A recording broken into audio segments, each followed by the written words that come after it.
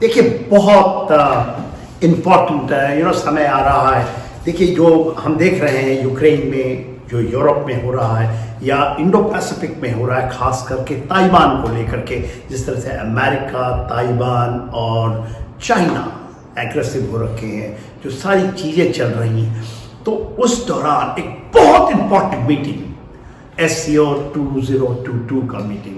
जो होने जा रहा है और उज्बेकिस्तान के समरकंद में हो रहा है। और इसमें केवल SCO के जो 8 मेंबर्स हैं, जिसमें India, Pakistan, Russia, China, Kazakhstan, Kyrgyzstan, Uzbekistan और ताजिकिस्तान हैं। इसके अंदर में 2 और इम्पोर्टेंट ईरान का आना और दूसरा बेलारूस शायद इसमें जोड़ जाए और 10 इसकी संख्या 10। तो ये जो एक ग्रुपिंग है और जो शेप ले रहा है, इसमें सबकी निगाहें भारत के ऊपर में, क्योंकि 2 इम्पोर्टेंट मीटिंग का शायद हो, जिसमें मोदी और शी जिनपिंग साथ मिलेंगे।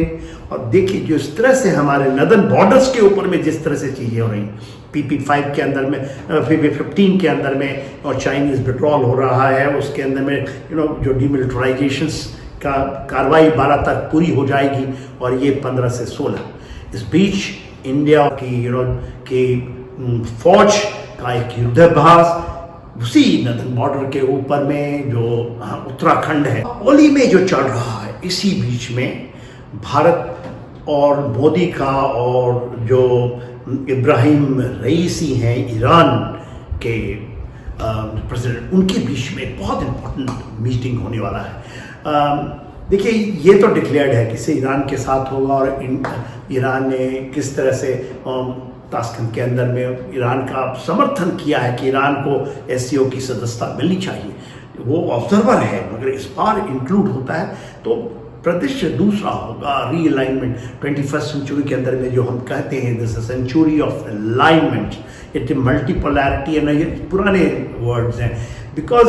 पूरे विश्व के अंदर में यदि आपको बैलेंस ऑफ पावर करना पड़ेगा तो कोई इसमें ऐसा नहीं कि अमेरिका एकदम सुपर पावर है, कोई ओमनी पोलर वर्ल्ड है कि चाइना निकल जाए। इसमें सबको रूल बेस्ड ऑर्डर पे सबको एक मजबूती है और भारत इसके अंदर में बहुत बड़ा योगदान दे रहा है। अब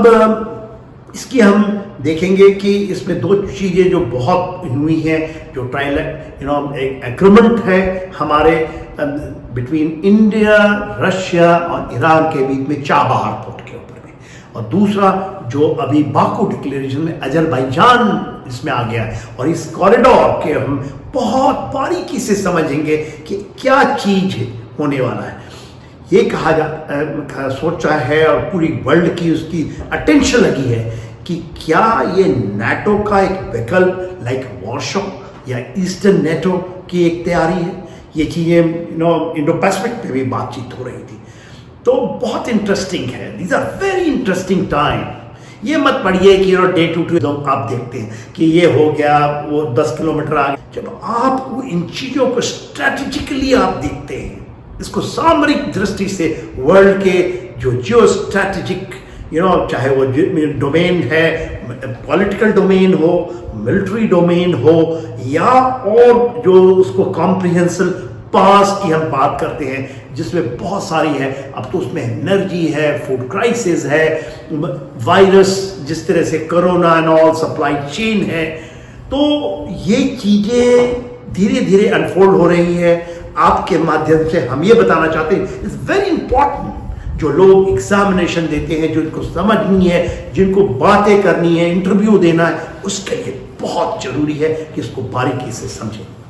और इसको मैं आपको बहुत मैप के ऊपर में देखिए, और छोटा वीडियो है जिससे आपको समझ आ सके। देखिए बहुत इंपॉर्टेंट चीज अभी विश्व के दौरान, जबकि आप देख रही हैं कि जो जिस तरह से यूक्रेन के अंदर में लड़ाई चल रही है और जिस तरह से इंडो पैसिफिक के इलाके में, इस इलाके में खास करके ताइवान के इलाके में, जो चाइना और ताइवान के बीच में हम जो देख रहे हैं, इस बीच में एक बहुत बड़ा, बहुत इंपॉर्टेंट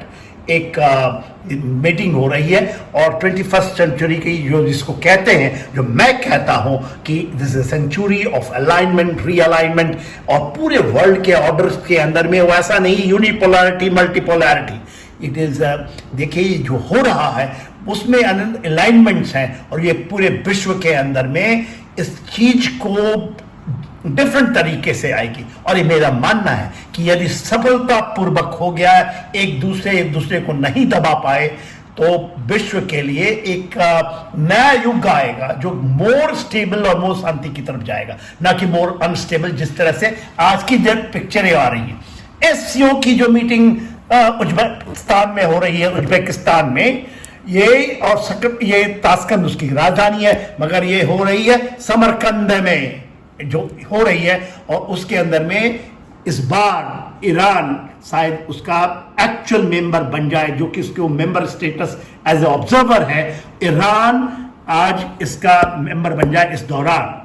इसी बीच में ईरान और भारत के जो हेड ऑफ स्टेट्स हैं, मोदी और ईरानियन हेड ऑफ स्टेट, उनके बीच में बैठक होने की संभावना है। यह भी कहा जा रहा है जो चाइना तैयारी कर रहा है, शायद सी जिनपिंग और मोदी साहब हो सकता है उज्बेकिस्तान में फिर से वो मिलें, और शायद क्योंकि पूरी की पूरी आस की 15 और 16 जो सितंबर का दिन है बहुत इंपॉर्टेंट है वर्ल्ड के जो अलाइनमेंट और रीअलाइनमेंट की जो मैं बात करता हूं। दूसरी जो बड़ी चीज हो रही है जो पर्दे के पीछे से हुई है, और वो है जो आप देखते हैं सेंट पीटर्सबर्ग से मॉस्को होते हुए वेलवोग्राड और जो अस्थाना है, अस्थाना कैस्पियन सी के ऊपर में, कैस्पियन सी ईरान से होता हुआ, और बंदर अब्बास से मुंबई या जो गुजरात का कांडला पोर्ट का इलाका, इस इलाके में जो ये कॉरिडोर, क्योंकि अभी भारत और ईरान के बीच तकरीबन 35% की मोर ट्रेडिंग हुई है 2022 के अंदर में, अनप्रेसिडेंटेड है। जबकि ईरान से हम भारत तेल नहीं खरीद रहा है, तो ये अनाज के आदान प्रदान हुए हैं। यदि ईरान जो और अमेरिका के बीच में जो बातचीत चल रही है, न्यूक्लियर जो ये समझौता हो जाता है, तो ये यदि हम ईरान से ऑयल ले पाएंगे। हम तो रशिया से खरीद रहे हैं बहुत बड़ी मात्रा में तेल, मगर ईरान से जब हम लेने लगेंगे तो वो एक गेम चेंजर होगा। और ये जो कॉरिडोर जिसको हम कहते हैं international north south transport corridor जिसकी बात करते हैं, ये केवल जितने भी आपके सेंट्रल एशिया रिपब्लिक हैं, जिसमें है अफगानिस्तान भी उसका अंदर आ जाएगा, Turkmenistan, Uzbekistan, Tajikistan, Kyrgyzstan, Kazakhstan, Russia,